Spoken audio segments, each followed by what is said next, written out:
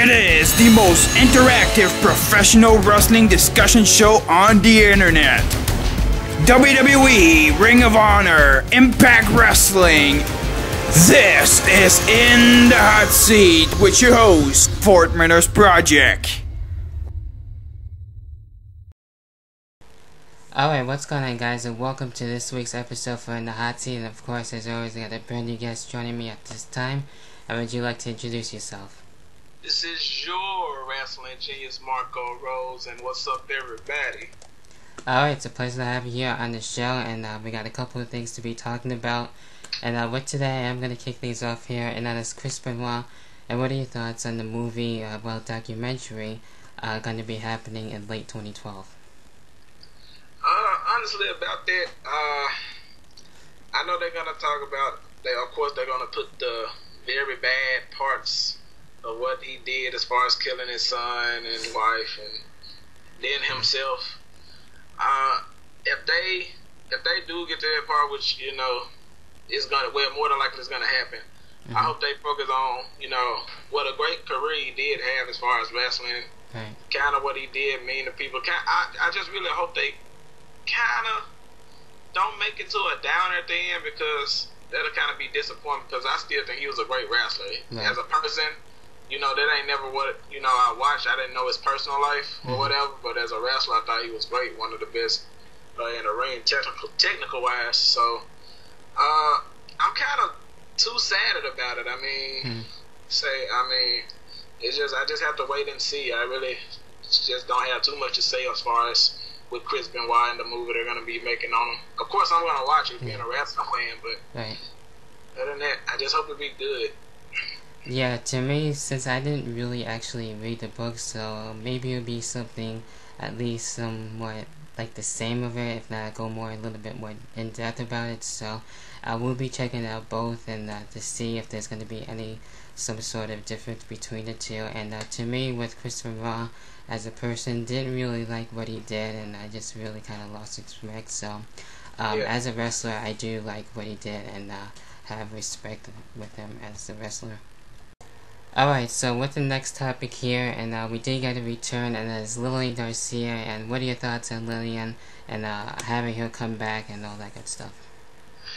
Lillian, especially back when she was ring announcing. When she kind of left, I was kind of like, dang, yeah, let's go be kind of, I wonder who they go get to replace her. But of course they got what's the guy named Justin Roberts? Yeah, I love him. That man I love him ring announcing, like, seriously. I mean, I like Lillian. I think they said that she's going to be on SmackDown. Yeah. I hope it's true, because, like I said, I'm a big Justin Roberts fan when it comes to announcing. And so, but with Lillian being back, it's cool. Have hear a female voice again, and just have that, because she was a big part of the years of SmackDown during this first couple years, and after the 9/11, when she sung, God Bless America and whatever. And so yeah, I'm excited that she's back. They actually need it right now. They need to bring some old familiar faces back, because the new faces ain't doing pretty much nothing. Right. Yeah, to me, I think it's great that she's back, and I was really excited to have her back, and she didn't really basically lose her steps, so it was nice to have her back. And she is looking to be on SmackDown from now on, so not really too sure what's going to happen with Tony Chimel as of late. I think he's going to probably retire or something like that, be on Superstars. So Lillian coming back is really tremendous, so hopefully we'll get to see her have one last run. So that's really cool that she came back. So definitely one of my favorite announcers, and that's really cool when she came back. Now the next topic that I got here, and with Dolph Ziggler, and do you think he does need Vicky Guerrero, especially to become World Heavyweight Champion? Well, this whole thing reminded me like back in the day how they put Shawn Michaels when he was like with Sensational Sherry. Right. And she was a good piece to Shawn Michaels for a while, until he had to break out to his own. The reason for him having Sensational Sherry back then was to get him noticed. And with Dolph Ziggler and Vicky, I believe Vicky done basically all she can for is for him as a wrestler to get noticed by people. Right.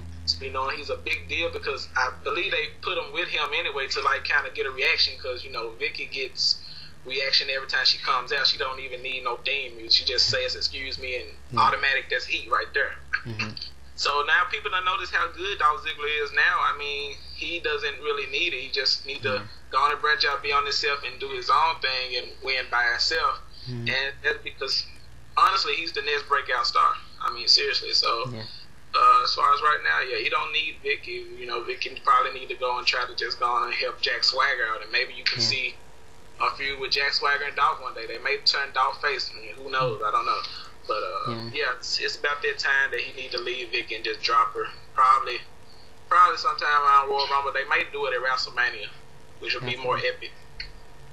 Yeah, and I like what they're doing with Dolph Ziggler as of late and having his whole gimmick being the show off, and so far it's been working pretty damn well. And with Vicky Guerrero, I think she's done to me too all she can do with him, and actually go with someone like a Jack Swagger or even someone new just to help him out and you know, do something different there. So Dolph Ziggler has been proving himself that he can work in the main event, so he might even win the Royal Rumble. That's basically a possibility there, so anything can happen with that. So probably around the end of 2012 or around the middle, I'm sure Dolph Ziggler might have another shot for the World Heavyweight Championship, so, or the WWE Championship, whichever one. I think that would be great too, so I like what they're doing there. So that's it when it comes to my thoughts on that. The next thing, which is one of the last things, and what are your thoughts on basically favorite TLC matches, ladder matches, since we're getting into TLC this upcoming Sunday? Well, with me kind of being like old school as far as, I mean, my favorite is going to probably be the first one I ever seen, and that was the Shawn Michaels and Razor Ramon, WrestleMania. Yeah. Loved that match. I can watch that match every day, and still to this time, I can put it up with matches from the day. You know, so that's saying something. Other matches, as far as the TLC, those, of course, you know, Edge, Christian, the Dudleys, and the Hardy Boys, of course, they always, every TLC they did just stole the show. Every ladder match, tables, anything, I mean, it always stole the show. So that series of matches they had with TLC was always awesome. And another one that doesn't get talked about a lot to some people, not a lot. I don't hear it a lot, but that's the CM Punk and Jeff Hardy match for the World title. Yeah, that match, that rivalry was so good, and that match just topped it all off. And those, a couple of my favorite TLCs that I enjoyed over the years. So probably another last one. What is this? It was a title actually. Title match.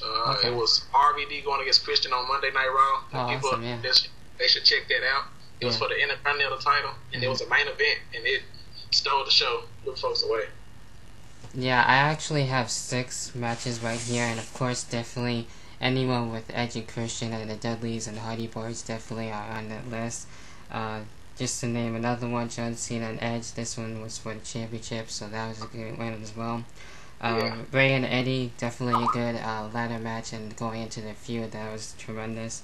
The Undertaker and Jeff Hardy, which was also for the championship, also on this list. And this was from TLC 2010 with Christian and Shelton Benjamin for the ECW Championship. Definitely one of my favorite ladder matches and TLC matches. So hopefully we'll get to see some good matches going into TLC and ladder matches. So I know we're going to have a Kevin Nash and Triple H show. Hopefully that one will be just as good and to add on the list, so we'll have to wait and see where that's going to go. But anyway, moving on to the last thing, and what are your thoughts on what legends should be inducted into this year's Hall of Fame for 2012? The legends, I'm definitely not sure if they put him in. I know a lot of folks say Macho Man, but personally, I feel like Jake the Snake Roberts should be in the Hall of Fame. I mean, seriously, I know he's been bad as far as with the drug thing, and a lot of wrestlers have been lately. But they should, you know, that's a guy they should grab out before something tragic happens to him. Another guy I say is Scott Hall. I mean, it was like the biggest in like WWE history. I mean, wrestling history. I mean, people know who Scott Hall is, and like I said, he's going through his thing. He's going now. I mean, just to get people to see them before something tragic happens, like what happened to the Macho Man. Right. I mean, people still want to see these wrestlers and give them their last hoorah, their last clap, you know. And those are two mainly, of course, the Macho Man. Like I said, of course, him. I just hate that if it does happen, we cannot see him or hear his voice or hear him say, "Ooh yeah," in the WWE one last time. So yeah.